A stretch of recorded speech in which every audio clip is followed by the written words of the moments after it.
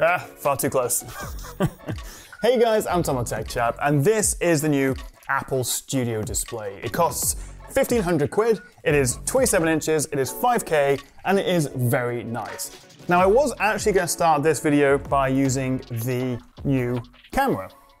As you can see, we have this 12 megapixel ultra-wide camera at the top here, which supports center stage, so it actually keeps you in the frame. But I have to say, even with this decent lighting, it is actually quite noisy. So this is being recorded with the webcam up top. You can see it's a little bit noisy. I think the reason for that is it doesn't have the M1 chip like we see in the iMac and on the MacBooks, and so we haven't got that AI noise reduction. Obviously we've got the A13 chip in here, which we'll come to in a second, but it's not the best webcam they've ever made. And obviously with that center stage, if you've got a group of people, it'll sort of widen it to get everyone in, or if it's just you, Billy No Mates, it'll keep you central. Now with that Apple A13 chip, which is the same one used in the iPhone 11 series, I reckon this makes this the world's most powerful monitor. And that helps power all the extra features, like the center stage we get with the webcam, as well as spatial audio, and even allows us to get future updates that might add even more features. So the Studio display is basically an iMac, but without the Mac part. There is no computer here, it is simply just a display. It's just one big glass panel with a slim, symmetrical bezel underneath. So actually, unlike most displays, there's no ugly, protruding plastic edge.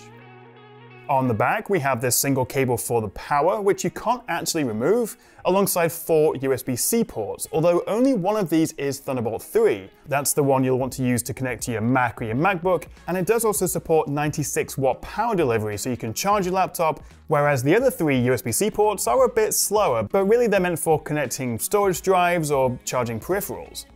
And that is it. There are no buttons, no joysticks or on-screen display options here. Everything is controlled by your Mac. And as such, there's also no physical way of disabling this webcam, which I know some people do like to have.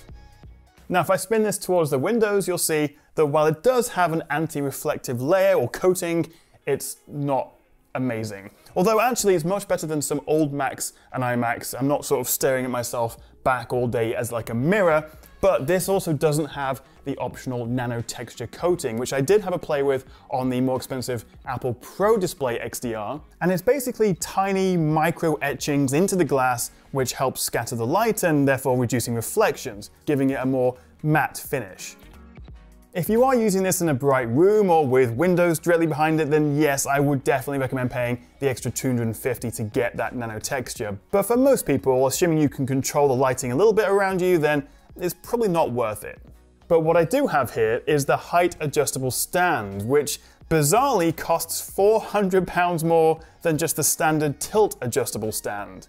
It's kind of insane. I mean, I appreciate that unlike the flagship Pro Display XDR where you have to pay like £1,000 to get any kind of stand at all, I do appreciate that we get at least a stand for no extra cost, but simply adding this functionality is £400. That is ridiculous.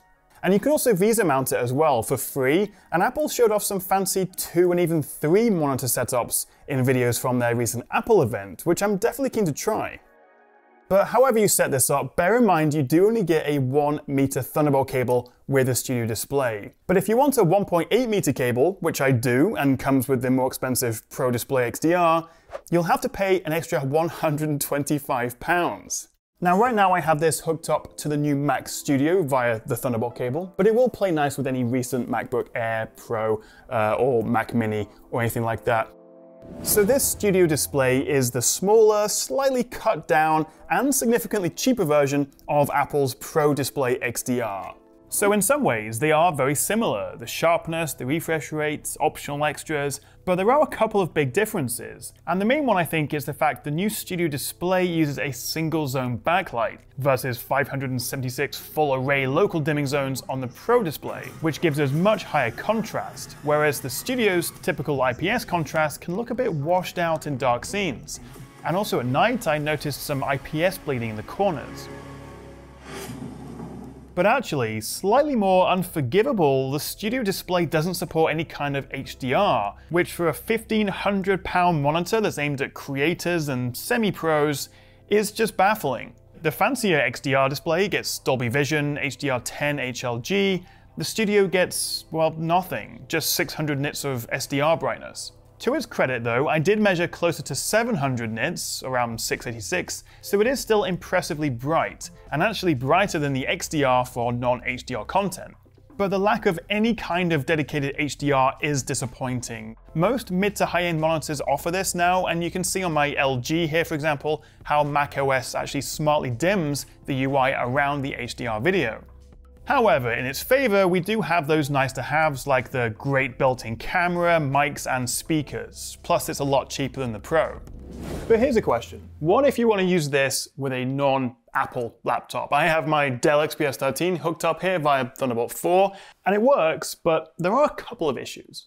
So here's the setup, and I've got the single cable, which is very nice, and it does support power delivery, so it is charging my laptop.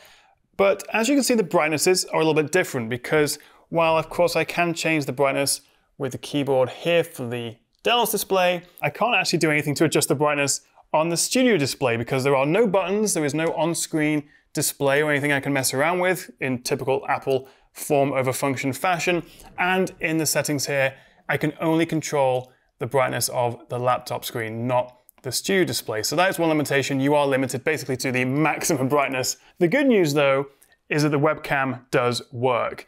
As you can see, if I move around, it doesn't support center stage. That is a Mac exclusive feature, but we still are getting that high quality webcam up there, including the microphones as well. We don't get spatial audio support for the speakers. They sound great, but not that Apple exclusive spatial audio, but that's still a nice feature. So the Studio monitor is fine as a second screen for a Windows laptop, but it wouldn't be my first choice, especially at this price. Really, you do want to pair it with a Mac. And also the fact that you won't have access to any firmware updates that may come through macOS when you're using a Windows device. Now, if you are a regular on the channel, you know that mainly I use this, a 38-inch LG Ultrawide. I've had this for about a year, and so far, I've not really been tempted to switch, except for a short period when I used a 48-inch OLED TV. I love this because, well, it's massive, giving me plenty of room for 2 or 3 apps side by side. It's also 21:10, not 21:9, which gives me that little bit extra vertical height and more screen space. It's also color accurate with specific color profiles I can switch between, and it's 144 Hz, and it supports G-Sync, so it's great for gaming as well. It also has terrific speakers, Thunderbolt support, and it costs about the same, around 1,500 quid. However, in favor of the Studio display, it is a lot sharper, 218 ppi versus just 108 on the Ultrawide, even though it has a WQHD Plus resolution, and it's also a more manageable size for a home or office monitor. Plus the speakers are incredible, the best on any display I've tested, and we also have that camera, which these days is actually pretty important. So yes, they are very different, but they cost about the same, and actually I've been using them both at the same time via Thunderbolt connected to the Mac Studio, and it's been working really well. So, final thoughts. Should you actually buy this? Well, honestly, I think for most people, no, it's too expensive. It is a lot cheaper than the Pro display, which most people don't really need, but that does also get you a significantly better display in terms of contrast and HDR. Honestly, I just think it's worth looking outside of Apple's shiny ecosystem for this one and buying a regular 27 or 32-inch 4K monitor, plus a nice webcam as well, and this will fully work with both Mac and Windows. But if you do want the nice built-in webcam, terrific speakers, and a good 5K screen, and money maybe is less of a problem, then sure, it is a lovely monitor, just a lot of money. Come on, vengeance. Get us in trouble. Also, it's worth considering that we may see a Studio Display Pro or a updated Pro Display XDR in just a couple of months, perhaps in June after WWDC, where we may finally see that sort of high refresh ProMotion and a mini LED screen on a desktop display. No doubt that will be a lot more expensive, but if you are thinking about dropping 1,500 quid or more if you want nano texture and a height adjustable stand, then maybe it is worth waiting a little bit longer and also paying a bit more to get a super duper Pro Display XDR 2 in a couple of months. But what do you think? Are you tempted to buy this? Let me know what you make of the Studio display in the comments below. So I hope that was helpful, and if you did enjoy the video, a little like and subscribe would be very much appreciated, and I'll see you next time right here on the Tech Chat.